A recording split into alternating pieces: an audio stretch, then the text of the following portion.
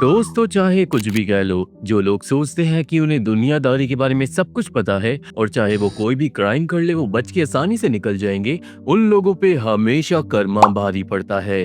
चाहे वो लोग 13 साल के छोटे लड़के ही क्यों ना हो। और हाँ, आज की हमारी धमाकेदार जापानीज हॉरर मूवी एक ऐसी ही मिस्ट्री खोलेगी जो आपकी रातों की नींद उड़ा देगी। मूवी बहुत ज्यादा इमोशनल भी है और एक मस्ट वॉच है जिसका नाम है कन्फेशन। तो अब दिल थाम के बैठ जाओ, आप देख रहे हो डिमोनिका का जो बेस्ट हॉरर रिकैप चैनल है और अब हम सीधा चलते हैं कन्फेशन मूवी की एक रूह हिला देने वाली कहानी की तरफ। ये मिस्ट्री शुरू होती है एक बहुत नॉर्मल क्लास को दिखाते हुए जहाँ पे 13 साल के स्टूडेंट्स थे और सारे दूध पी रहे थे।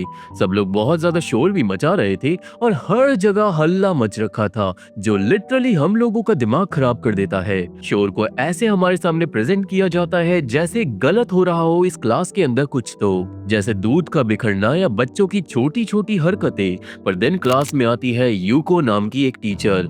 वो एक बहुत लंबी चौड़ी बच्चों को स्पीच देती है और एंड में बोलती है कि अब बहुत हुआ, आज ये मेरी आखिरी क्लास है। ये सुनते ही सारे बच्चे खुशी के मारे पागल हो जाते हैं, पर काना नाम की लड़की ये सुन के बस चौंकी हुई थी।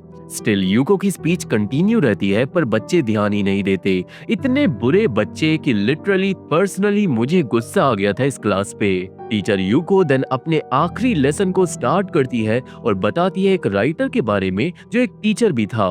उसका नाम था साकुरा मिया और उसने एक किताब लिखी थी जिसके हिसाब से इस दुनिया में जो लोग कमजोर होते हैं उन्हें हमेशा वो लोग परेशान करते हैं जो ताकतवर होते हैं, या वो लोग जो समझते हैं कि वो ताकतवर है। मजाक से हटके इन बच्चों का शोर पूरे लेसन में गूंजता रहता है। बेचारी योको एक बहुत अच्छी स्टोरी सुना रही थी पर कोई सुन ही नहीं रहा था। पर देन योको बोर्ड पे लिख देती है चौक से जिंदगी, जो उसका आखिरी लेसन का नाम है। सेम टाइम पे हम देखते हैं नाओकी नाम के एक लड़के को जिसे स्कूल की छत पे बुलीज परेशान कर रहे थे।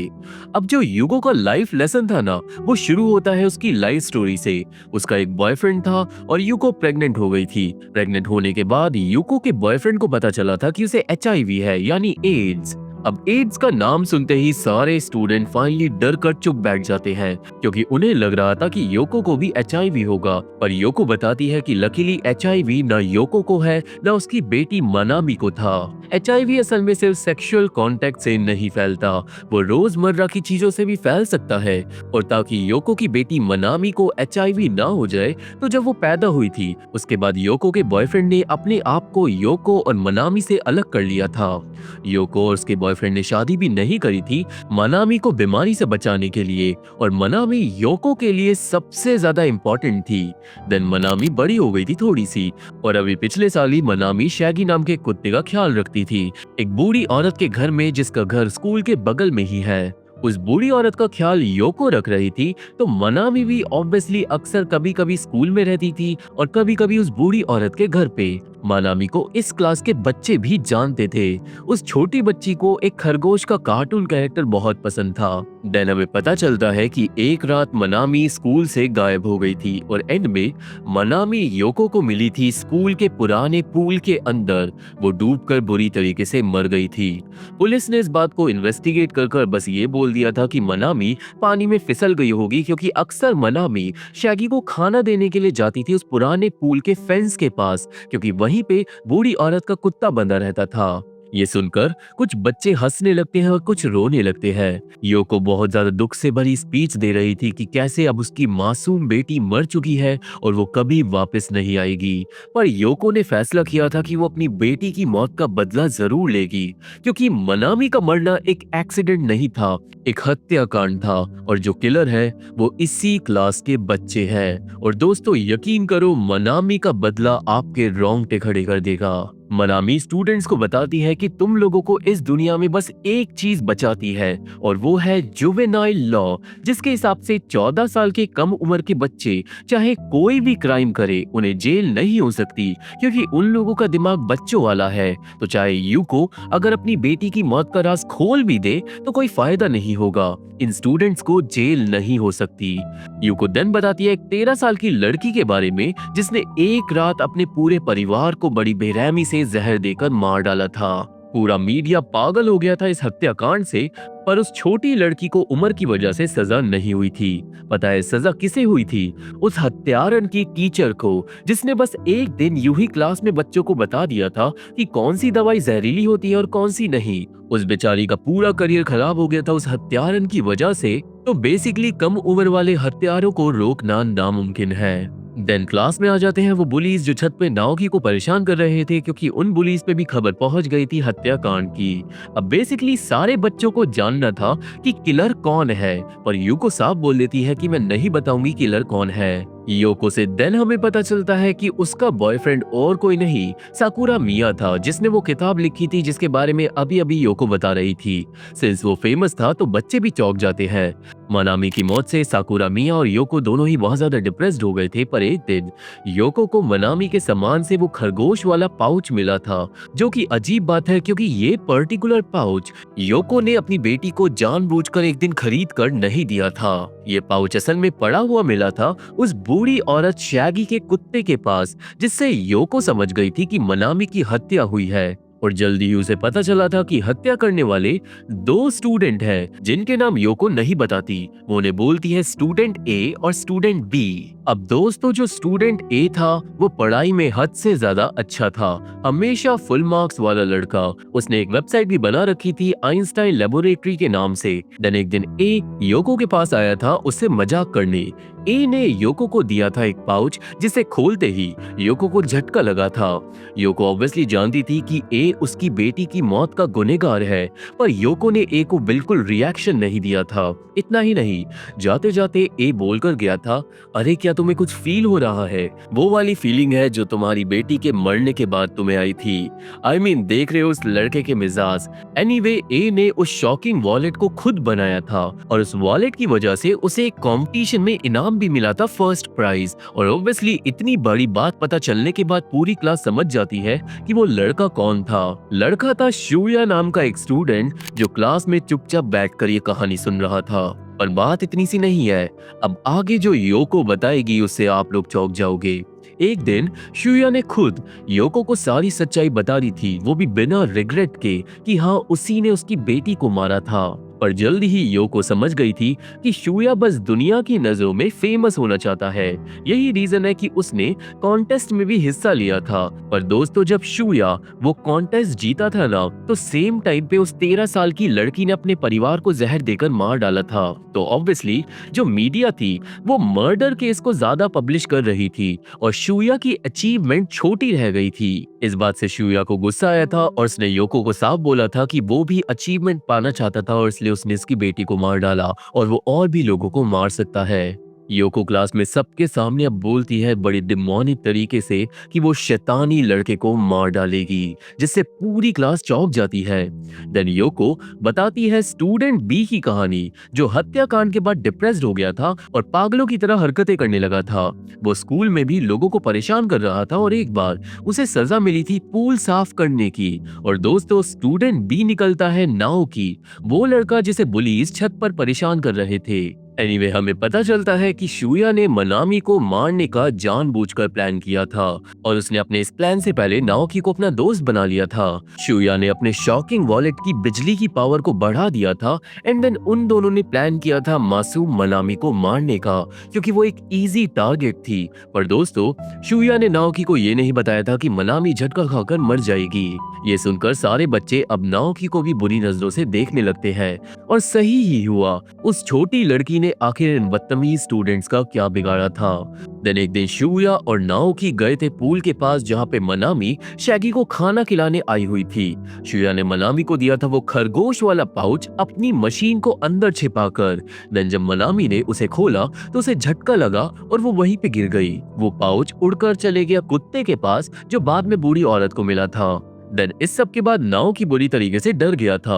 उसे नहीं पता था कि मनामी मारी जाएगी। शूया नाओकी को ये बोलकर चले गया था कि लाश को पूल में फेंक दो ताकि किसी को शक ना हो।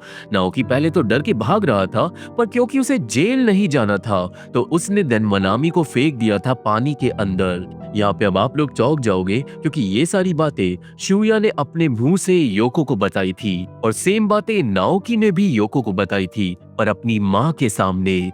जी हाँ, नाओकी की माँ युकारी अपने बेटे की सच्चाई जानती थी, पर स्टिल उसने कुछ नहीं किया। क्यों, ये हमें आगे पता चलेगा। अब वापस क्लास में योको बताती है कि ये थी मेरी बेटी की मौत की सच्चाई, पर बात इतनी सी नहीं है, क्योंकि मनामी बेचारी झटका खाकर बस बेहोश हुई थी। जी हाँ, वो जिंदा थी जब नाओकी ने उसे पूल में फेंका था। यानी शुया जो मनामी को मारना चाहता था वो फेल हो गया, और नाओकी जो खुद को बचाना चाहता था उसने गलती से मनामी को मार डाला पानी में फेंककर। योको बोलती है कि भाई वो पुलिस के पास तो नहीं जाएगी अपना बदला लेने, पर उस पे एक बहुत अच्छा आइडिया जरूर है। योको दोनों स्टूडेंट को एहसास दिलाना चाहती थी उनकी गलतियों का, और इसलिए उसने अपने बॉयफ्रेंड के शरीर से निकाल लिया था HIV पॉजिटिव वाला खून। और आज लंच में शुया और नाओकी दोनों जब दूध पी रहे थे तो उस दूध में मिला हुआ था HIV पॉजिटिव वाला खून, जिससे अब नाओकी और शुया के होश उड़ जाते हैं। सारे बच्चे डर के मारे उन दोनों से दूर भाग जाते हैं और शुया भागता है उल्टी करने। योको की यहाँ पे आखिरी क्लास खत्म हो जाती है और वो चली जाती है घर। पर दोस्तों, अभी तो योको के बदले की बस शुरुआत थी। अब स्कूल खत्म हो जाता है और बच्चे चले जाते हैं घर, और यहाँ से फोकस शिफ्ट होता है काना नाम की एक लड़की पे, जो एक लेटर लिख रही थी टीचर योको को कुछ महीने बाद। क्लास में एक नया टीचर आ गया था, योशितेरु नाम का आदमी। नाओकी अब स्कूल आना बंद कर चुका था, पर शुया अभी भी स्कूल आ रहा था। एनीवे, पहले तो स्टूडेंट्स योशितेरु को बिल्कुल पसंद नहीं करते, पर जल्दी ही योशितेरु बच्चों का दिल जीत ले जाता है। पर काना बिल्कुल भी इंटरेस्टेड नहीं थी इस नई क्लास में। देन एक दिन योशितेरु स्टूडेंट्स को बताता है कि किसी वजह से नाओकी की दिमाग की हालत खराब हो गई है और इसलिए वो स्कूल नहीं आ रहा। योशितेरु स्टूडेंट्स को बोलता है नाओकी का हौसला बढ़ाने के लिए, पर बच्चे जवाब नहीं देते। असल में योको ने सारे बच्चों को ईमेल करा था, जिसमें लिखा था कि कोई भी बच्चा नाओकी और शुया की सच्चाई किसी को नहीं बताएगा। इसलिए प्रेजेंट में सारे स्टूडेंट्स चुप रहते हैं, क्योंकि भाई कोई भी एक किलर की मदद नहीं करना चाहेगा। इस सीन में देन योशितेरु काना को बना देता है क्लास का रिप्रेजेंटेटिव। सारे लोग उसे चीयर अप करते हैं शुया को छोड़कर। एंड देन स्कूल खत्म होने के बाद योशितेरु काना को लेकर जाता है नाओकी के घर पे, क्योंकि अब वो क्लास रिप्रेजेंटेटिव है तो उसे जाना ही होगा। घर पे वो दोनों लोग मिलते हैं नाओकी की माँ युकारी से। काना पूरी क्लास की तरफ से एक गेट वेल सून कार्ड भी देती है युकारी को, और इस पूरे सीन में युकारी सारा दोष टीचर योको को दे रही थी कि कैसे वो औरत पागल है जिसकी वजह से मेरा बेटा पागल हो गया। योशितेरु युकारी को प्रॉमिस करता है कि वो नाओकी की पूरी मदद करेगा। देन वो दोनों घर चले जाते हैं और युकारी जाती है अपने बेटे से मिलने, पर अचानक नाओकी कमरे से निकलकर चिल्लाने लगता है, अपनी माँ पे हमला तक कर देता है, ये बोलकर कि मेरे से दूर रहो। वो खुद को कमरे में बंद कर लेता है, क्योंकि दोस्तों नाओकी को लग रहा था कि अब उसे एड्स हो गया है, और इसलिए वो नहीं चाहता था कि उसकी माँ को भी वो बीमारी लग जाए। युकारी अपने बेटे की हालत से बहुत ज्यादा डिप्रेस्ड हो गई थी, और नाओकी अब हर उस चीज को साफ कर रहा था जिसे वो टच कर रहा था। युकारी अपने बेटे के पागलपन का दोष दे रही थी टीचर योको को, क्योंकि दोस्तों जब पास्ट में योको युकारी से मिलने आई थी ना, और नाओकी ने सारी सच्चाई बता दी थी अपनी माँ के सामने, तो उस वक्त ये बात सामने नहीं आई थी कि मनामी पूल में गिरने के बाद मरी थी। युकारी को असल में लग रहा था कि मनामी को शुया ने झटका देकर मारा है। वो अपने बेटे को इनोसेंट समझ रही थी, और टीचर योको ने भी जानबूझकर युकारी को सच्चाई नहीं बताई थी। अब युकारी अपने बेटे के पास भी नहीं आ पा रही थी, और वहीं क्लास में सारे लोग शुया से बिल्कुल दूर रहते थे। सब लोगों को लगता था कि वो इन्फेक्टेड है। पूरी क्लास मिलकर शुया को कॉन्स्टेंटली टॉर्चर भी करती थी। उसके लिए बोर्ड पे लिख दिया जाता था हत्यारा, उसकी डेस्क का कबाड़ा अक्सर कर दिया जाता था, और उसे मौत की धमकियों के मैसेज भी भेजे जाते थे। पर्सनली जो शुया के साथ क्लास ने किया वो बिल्कुल ठीक किया, वो डिजर्व करता था बुली होना। जब मूवी में उसे धक्के मार मार कर गिराया जा रहा था, तो एज अ ऑडियंस हम लोगों के दिल को भी रहमत मिलती है थोड़ी। हालांकि काना एक ऐसी लड़की थी जो शुया को बुली नहीं करती थी, और दोस्तों बुली होने से शुया को बुरा तो लग रहा था, पर से ज्यादा फर्क नहीं पड़ रहा था। कुछ दिनों में योशितेरु और काना दोबारा जाते हैं युकारी से मिलने, पर आज युकारी योशितेरु के मुंह पे ही गेट बंद कर देती है। काना भी टीचर को मना करती है कि नाओकी अब स्कूल नहीं आने वाला, पर योशितेरु के हिसाब से नाओकी बस परेशान है और जल्द ही ठीक हो जाएगा। बेसिकली योशितेरु अपने स्टूडेंट पे गिव अप नहीं करना चाहता था। वहीं घर पे युकारी अब हद से ज्यादा परेशान रहने लगी थी और उसे टीचर से तो और ज्यादा नफरत हो गई थी। एक रात अब युकारी नाओकी के खाने में नींद की गोलियां डालकर उसे सुला देती है एंड देन वो उसकी नींद में उसके बाल काटती है और उसका शरीर साफ करती है क्योंकि नाओकी ने नहाना भी छोड़ दिया था। देन जब नाओकी सोकर उठता है तो वो चिल्लाने लगता है क्योंकि वो समझ गया था कि उसकी माँ ने उसे टच किया है और अब युकारी को समझ नहीं आ रहा था कि वो अपने बेटे को कैसे ठीक करे। वो बेचारी बैठ के रोने लगती है पुरानी फोटोज को देखकर कि तभी वहाँ पे आ जाता है नाओकी। वो अपनी एक फोटो उठाकर अपनी माँ से पूछता है कि ये लड़का फोटो में हंस क्यों रहा है, यानी अब वो अपनी खुद की शक्ल ही नहीं पहचान रहा था। या फिर नाओकी ने अपने दिमाग में ये बिठा लिया था कि क्योंकि उसने एक छोटी लड़की को अनजाने में मार डाला है तो वो अब खुश रहना डिजर्व नहीं करता। अब एक दिन स्कूल में योशितेरु को पता चलता है कि सारी की सारी क्लास शुया को बुली कर रही है। वो पूरी क्लास को डांट मारता है क्योंकि शुया पढ़ने में सबसे ज्यादा समझदार था। अब दोस्तों योशितेरु को क्लास की शिकायत करी थी काना ने क्योंकि उसे शुया के लिए बुरा लगता था। देन पूरी क्लास को पता चल जाता है कि काना ही वो लड़की है जो सबके खिलाफ गई। तो फिर क्या था, पूरी क्लास मिलके काना को भी बुली करती है। काना और शुया दोनों को ही देन फेंक दिया जाता है साथ में जमीन पे और बच्चे जबरदस्ती काना और शुया को किस भी करवाते हैं ताकि काना भी इन्फेक्टेड हो जाए। वहीं युकारी अपने बेटे से सारी उम्मीद खो बैठी थी, पर एक दिन युकारी देखती है वो ग्रीटिंग कार्ड जो नाओकी क्लास ने बनाकर भेजा था। युकारी को वो कार्ड देखकर बहुत ज्यादा अच्छा लगता है। उसने उसे फ्रेम भी करा रखा था कि भाई कितने प्यारे बच्चे हैं कि नाओकी के लिए ड्राइंग करके भेजी है। पर उस दिन युकारी नोटिस करती है कि उस कार्ड में हिडन तरीके से लिखा हुआ है शैतानी हत्यारा।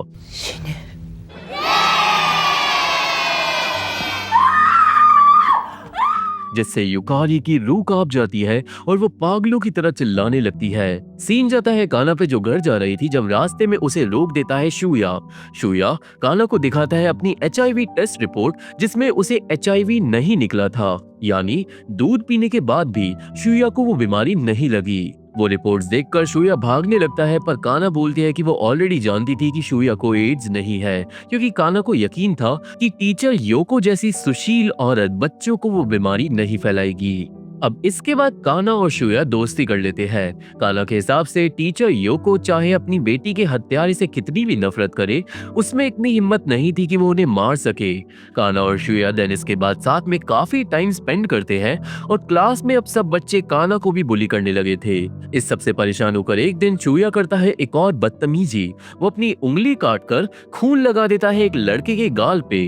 वो पूरी क्लास को अपने नॉर्मल खून से ही डरा देता है क्योंकि किसी को नहीं पता था कि शुया इन्फेक्टेड नहीं है। वो एक लड़के को किस भी कर देता है जिससे लड़के की रूह कांप जाती है। शुया पूरी क्लास को धमकी देता है कि अब अगर किसी ने भी किसी को भी बुली करा तो वो अपने अंदर से ये बीमारी सबको फैला देगा, जिससे ऑब्वियसली अब पूरी क्लास डर गई थी।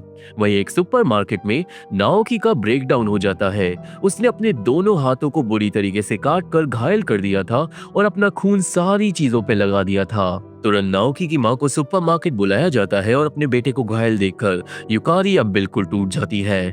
युकारी को सारा खून से सना हुआ सामान खरीदना पड़ता है। एंड देन उस दिन घर पे नाओकी अपनी माँ को सच्चाई बता देता है कि उसे एड्स है क्योंकि टीचर योको ने इन्फेक्टेड खून उसके दूध में मिला दिया था।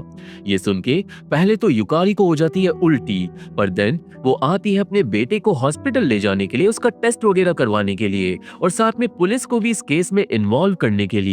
पर देन नाओकी खोलता है एक और सच कि जब उसने मनामी को पानी में फेंका था तो वो जिंदा थी। ये सुनकर युकारी अब बुरी तरीके से चौंक चुकी थी। वो स्टिल अपने बेटे को प्रोटेक्ट करने की कोशिश करती है क्योंकि शायद उस टाइम पे नाओकी को ना पता हो कि मनामी जिंदा है, पर ऐसा नहीं था। नाओकी बताता है कि मनामी ने उसके सामने अपनी आंखें खोली थी, पर स्टिल नाओकी ने उसे पानी में फेंक दिया। क्यों, ये हमें आगे पता चलेगा। और ये सुन के युकारी वहीं गिर जाती है। वहीं काना और शुया आ जाते हैं रिलेशनशिप में। और दोस्तों जो भी मूवी में हो रहा था ना, उन सब के बारे में काना अपने लेटर में लिख रही थी जो उसे भेजना था टीचर योको को। एनीवे, इस पूरे रिलेशनशिप वाले ड्रामे में शूया काना को बताता है कि उसकी एक माँ है और शूया चाहता है कि उसकी माँ को पता चले कि वो आखिर कितना ज्यादा इंटेलिजेंट लड़का है। यहाँ पे काना भी अपना राज खोलती है और अब आप फिर से चौंक जाओगे क्योंकि काना थी वो 13 साल वाली लड़की जिसने अपने परिवार को जहर देकर मार दिया था और वो फिर भी बच गई थी। उस हत्याकांड के बाद काना ने स्कूल बदल लिया था और एक नई जिंदगी शुरू कर दी थी, पर बेसिकली ये दोनों ही डिमोनिक स्टूडेंट्स हैं जो अब एक साथ आ गए थे। देन एक दिन काना और योशितेरु दोबारा आते हैं युकारी के घर और इस बार योशितेरु जबरदस्ती घर में घुसने की कोशिश करता है ताकि वो नाओकी की मदद कर सके, पर युकारी योशितेरु को धक्के मारकर घर से निकाल देती है। युकारी नहीं चाहती थी कि पूरी दुनिया को उसके बेटे की सच्चाई पता चल जाए, पर योशितेरु क्योंकि नाओकी की मदद करना चाहता था तो उसकी डेडिकेशन की वजह से युकारी और ज्यादा डिप्रेस्ड हो जाती है। उस बेचारी को समझ नहीं आ रहा था कि वो क्या करे और इसलिए एक दिन वो अपने लिए बना लेती है एक जहर वाली चाय। देन वो लिख देती है अपने परिवार की डिमोनिक कहानी एक लेटर में सारी सच्चाई के साथ और वो निकाल लेती है एक चाकू। युकारी जाती है अपने बेटे को जान से मारने के लिए जिसके बाद वो खुदकुशी करने वाली थी, पर बैम, अगले सीन में युकारी खुद मरी पड़ी थी। उसके छोटे बेटे ने अपनी माँ को ही मार डाला। जल्दी ही पूरे स्कूल में पता चल जाता है कि नाओकी ने अपने माँ को मार डाला है और योशितेरु क्लास में लेने आता है काना को क्योंकि स्कूल में पुलिस आई हुई थी काना से पूछताछ करने।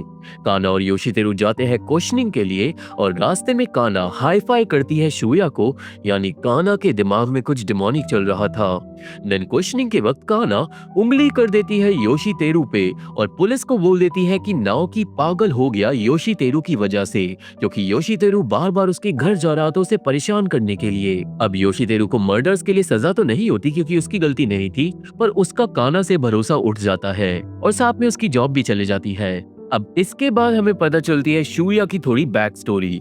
बचपन में शूया को खिलौने तोड़ने का बहुत शौक था क्योंकि उसकी माँ बड़ी इंटेलिजेंट थी। असल में शूया की माँ मसामी एक रिसर्चर बनना चाहती थी, पर देन उसे प्यार हो गया और उसने शादी कर ली। उसे बेटा हो गया और उसने अपना करियर छोड़ दिया माँ बनने के लिए। हालांकि शूया जब बचपन में खिलौने तोड़ता था तो मसामी को लगता था कि उसका बेटा बेवकूफ है। शूया कभी भी अपनी माँ को प्रूफ नहीं कर पाया था कि उसके अंदर भी बहुत दिमाग है, क्योंकि गुस्से में आकर शूया की माँ अपने बेटे को मारने पीटने लगी थी। इस चक्कर में मसामी और उसके पति का डाइवोर्स हो गया था और मसामी शूया को अकेला छोड़कर चली गई थी फिर से अपना करियर बनाने के लिए। जाने से पहले मसामी अपने बेटे को अपनी सारी किताबें दे गई थी, ये सोचकर कि कभी शायद उसका बेटा भी जीनियस बन जाए, और इसलिए ही शूया फेमस होना चाहता था ताकि वो अपनी माँ का प्यार हासिल कर सके। उसके लिए उसकी माँ सबसे ज्यादा इम्पोर्टेंट है, जबकि वो उसे छोड़कर जा चुकी है। अब शूया की बैक स्टोरी के बाद हम शूया को ही देखते हैं जिसने दोस्तों काना को डिमोनिक तरीके से मारकर उसकी लाश को भर दिया था अपने फ्रिज के अंदर। शूया ने काना को क्यों मारा ये जल्दी ही हमें पता चलेगा, पर पहले जरा इस वीडियो पे 1000 लाइक का टारगेट पूरा कर दो। लाइक करने में 1 सेकंड लगता है तो जल्दी से कर दो। एनीवे, शूया अब बनाता है एक कन्फेशन वीडियो जिसमें हमें पता चलेगा कि ये लड़का किस हद तक जा सकता है अपनी माँ का प्यार पाने के लिए। शूया ने अपने स्कूल के ऑडिटोरियम में एक बम बनाकर रख दिया था और उसका डेटोनेटर उसने कनेक्ट कर दिया था एक फोन से, यानी कि जैसे ही शूया एक नंबर पे कॉल करेगा बम फट जाएगा। कल सुबह जब पूरा स्कूल ऑडिटोरियम में जाएगा तो शूया जाकर देगा अपनी स्पीच जिसमें वो सबको बताएगा कि उसने क्या किया है, और जो किया है वो उसने अपने मम्मी के प्यार के लिए किया है ताकि उसकी माँ को पता चल सके कि वो भी एक जीनियस है। जिसके बाद शूया पूरे के पूरे स्कूल को खुद के साथ बम से उड़ा देगा। हमें शूया के कन्फेशन में ये भी पता चलता है कि उसके पापा ने दूसरी शादी कर ली थी, तो शूया पे कोई भी घर पे ध्यान नहीं देता था, इसलिए शूया का अपनी माँ के लिए प्यार और बढ़ गया। वो समय को उल्टा करना चाहता था और इसलिए उसने एक घड़ी भी बनाई थी जिसमें टाइम उल्टा चलता था। उस घड़ी को देखकर शूया याद करता था वो पल जब वो अपनी माँ के साथ रहता था। शूया ने अपनी सारी रिसर्च के बारे में अपनी वेबसाइट पे भी लिखा हुआ था जो थी आइंस्टाइन लेबोरेटरी, पर दोस्तों उस बेचारी की वेबसाइट को आकर कोई भी चेक नहीं करता था, 0 कमेंट हर एक पोस्ट के नीचे। देन उसने एक दिन एक बिल्ली को मारकर उसकी फोटो अपलोड करी थी एंड अचानक 180 कमेंट। इस बात से शुया समझ गया था कि इस दुनिया के लोगों को खून खराबा ज्यादा पसंद है। उसने देन रिसर्च करी थी कि कैसे इंसान बुरी चीजों को ज्यादा फेमस करते हैं और अच्छी चीजों पे ध्यान नहीं देते, और इसलिए उसने ऐसी चीज को इन्वेंट करना स्टार्ट किया जो लोगों को नुकसान पहुंचाए। उसने बनाया शॉकिंग वॉलेट जिसने फर्स्ट प्राइज जीता था कंपटीशन में। ये खबर न्यूज में भी आई थी, पर इतना चल नहीं पाई क्योंकि सेम टाइम पे काना ने अपने परिवार को मार डाला था। शुया ने देन फैसला किया था मर्डर करने का अपनी इन्वेंशन से, ताकि उसकी भी न्यूज पूरी दुनिया में फेमस हो जाए। अब क्योंकि शुया अकेले मर्डर नहीं करना चाहता था, तो उसने पूरी क्लास को ऑब्जर्व किया और उसने पार्टनर बना लिया नाओकी को। दोनों ने देन मिलकर मनामी को मार डाला था और हत्याकांड के बाद शुया ने नाओकी को साफ बोल दिया था कि उसने बस उसकी दोस्ती का इस्तेमाल किया और कुछ नहीं। यही वो बात थी जिससे नाओकी और ज्यादा भी डिप्रेस्ड हो गया था आगे चलकर। इसके बाद न्यूज़पेपर में मनामी की खबर छपी थी, एक छोटी लड़की पूल में डूबकर मारी गई इस तरीके से, जिससे शुया को गुस्सा आ गया था क्योंकि उसका नाम फेमस नहीं हुआ, सिर्फ उसका काम फेमस हुआ था। यहाँ पे साथ ही साथ हम थोड़ा नाओकी का भी कन्फेशन देखते हैं, जिसमें वो बताता है कि वो पागल आधा इसलिए ही हुआ था क्योंकि उसके बेस्ट फ्रेंड ने उसका इस्तेमाल किया मर्डर करने के लिए। पर नाओकी जानता था कि शुया मर्डर करने में फेल हो गया था और असली हत्यारा वो खुद था। ये बात सोचकर उसे थोड़ा अच्छा फील हुआ था और दोनों लड़कों ने देन दोस्ती भी तोड़ दी थी। इसके बाद वो टाइम आया था जब टीचर योको ने पूरी क्लास को सच्चाई बता दी थी दोनों हत्यारों की, और जिस दिन शुया भागा था वॉशरूम में उल्टी करने के लिए, उस दिन असल में वो वहां पे जाकर पागलों की तरह हंस रहा था। शुया को लग रहा था कि वो अपनी एड्स वाली न्यूज बता देगा अपनी माँ को, जो इस वक्त एक कॉलेज में प्रोफेसर है, और ऑब्वियसली एड्स का नाम सुनकर उसकी माँ उसे जरूर मिलेगी। यानी शुया बस चाहता था कि उसकी माँ उसे अपने पास वापस बुला ले, क्योंकि वो अपनी तरफ से कांटेक्ट नहीं करना चाहता था। हालांकि देन उसे पता चला था कि उसे एड्स नहीं है और उसने दोस्ती कर ली थी काना से। पर दोस्तों, शुया ने काना से दोस्ती भी बस टाइम पास के लिए करी थी। वही नाओकी अपने कन्फेशन में बताता है कि उसने बहुत कोशिश करी अपनी प्यारी माँ को बीमारी से बचाने की, पर एंड में युकारी ने ही उसे मारने की कोशिश करी और इसलिए उसने अपनी माँ को मार डाला गुस्से में।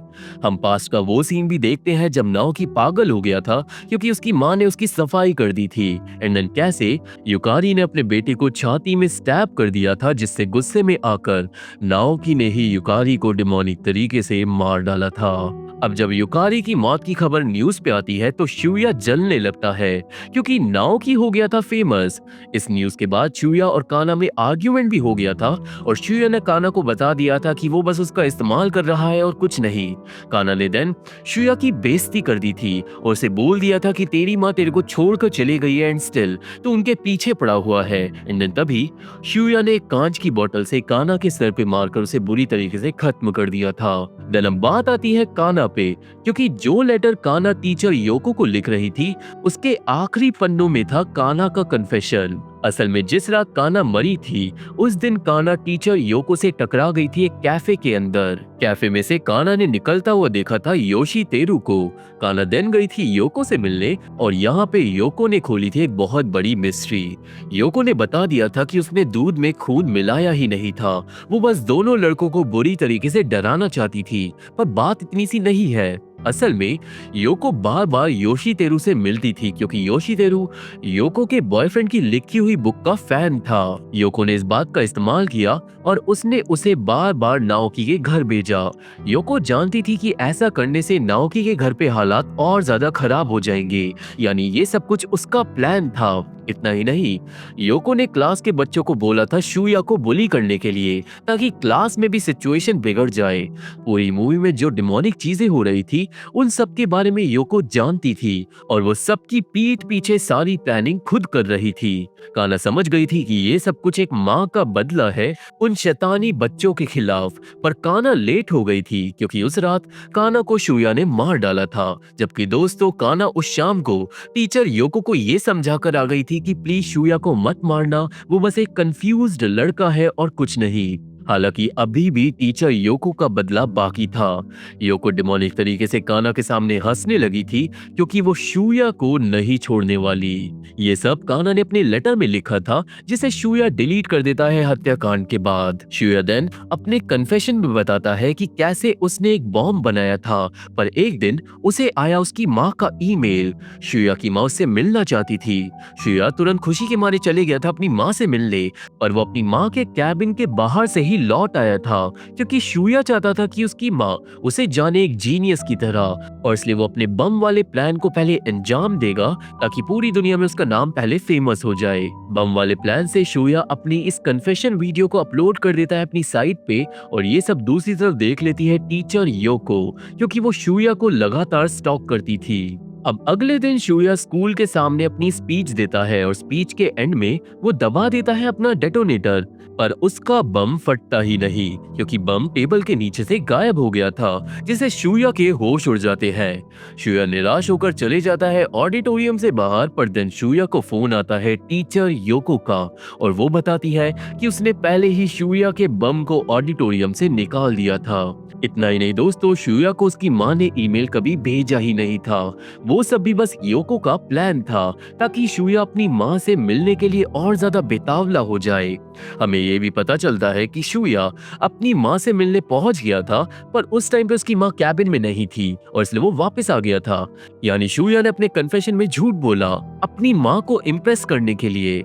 उस दिन शूया को पता चला था कि उसकी माँ ने दूसरी शादी कर ली है, जिससे शूया का दिल और ज्यादा टूट गया था और वो रोते हुए घर भागा था, और ये सब दूर से टीचर योको देखकर खुश हो रही थी। फोन पे ये सब सुनकर शूया का खून खोलता है, पर अब योको को बहुत ज्यादा मजा आ रहा था और हम व्यूअर्स को भी। योको देन बताती है कि जो शूया और उसकी माँ के बीच का पंगा है उसके लिए वो हजारों बच्चों को मरने नहीं दे सकती थी, तो क्यों ना योको शुरुआत करे शूया की माँ से ही।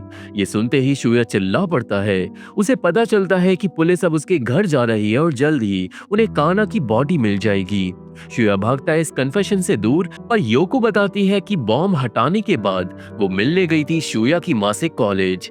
योको ने शूया की माँ को उसके बेटे की सारी सच्चाई बता दी थी कि कैसे वो एक डिमोनिक लड़का है जो मौत से बदतर जिंदगी डिजर्व करता है। शूया की जिंदगी अब उसके सामने खत्म होने लगती है क्योंकि योको उसकी माँ को सब बताने के बाद शूया का बनाया हुआ बम वहीं छोड़ आई थी।